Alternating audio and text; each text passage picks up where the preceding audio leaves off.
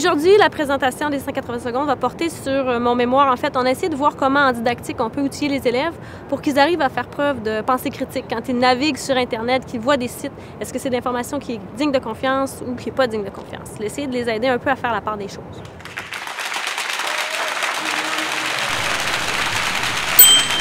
Bonjour. Mise en situation. Vous enseignez au secondaire. Un élève vous a remis une copie sur laquelle est inscrit « D'ici 2 ans, tous les ours polaires auront disparu à cause des changements climatiques. » Voyez-vous, Internet, c'est la source d'information numéro 1 des jeunes d'aujourd'hui. Et la qualité de l'information n'est pas toujours au rendez-vous. Et les enseignants constatent que les élèves éprouvent des difficultés à faire la différence entre l'information qui est digne de confiance de celle qui est douteuse. Il y a là, évidemment, un enjeu en lien avec la réussite scolaire, mais aussi un enjeu citoyen, car faire preuve d'esprit critique quand on s'informe, c'est une compétence qu'on mobilise tous les jours de sa vie. On peut trouver le niveau des élèves déplorable. On peut aussi décider de s'attaquer au problème, et c'est ce que nous avons fait dans notre recherche en didactique.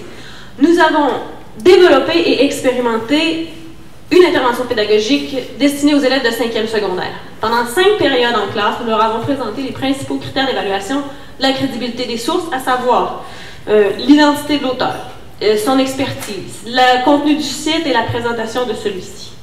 Nous avons testé les 120 élèves avant l'intervention et après l'intervention. Et le test consistait grosso modo à visiter une dizaine de sites Internet, à évaluer le niveau de crédibilité de chacun d'eux et à expliquer la réponse donnée. Et le test permettait de mesurer 2 aspects. Tout d'abord, la capacité à poser un jugement juste. C'est-à-dire, est-ce qu'un élève arrive à reconnaître que l'information trouvée sur le site Internet de la FAS, par exemple, est digne de confiance? Nous avons mené des analyses statistiques sur l'évolution des moyennes de groupe et malheureusement, nous n'avons pas trouvé d'amélioration significative. C'est-à-dire que les élèves ne sont pas meilleurs au post-test qu'au pré-test.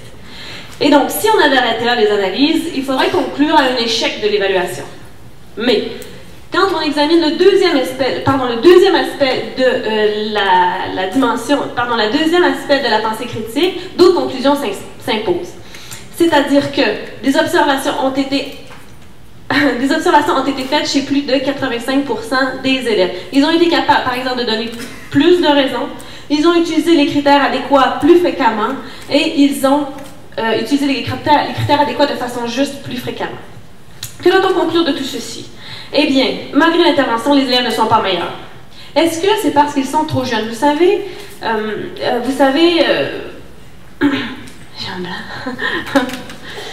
c'est difficile quand on a 15 ans de savoir que fait la FAS dans la vie ou la VVF. Mais on constate en même temps que les élèves ont fait des progrès. Et ces progrès-là sont très importants en matière d'éducation à la citoyenneté parce qu'ils signifient que les élèves sont désormais capables d'utiliser les critères d'évaluation justes et surtout qu'ils sont conscients qu'il faut être vigilant sur les sources d'information en ligne. Et on espère que les résultats obtenus nous permettront de sauver à moyen terme les ours polaires. Merci beaucoup.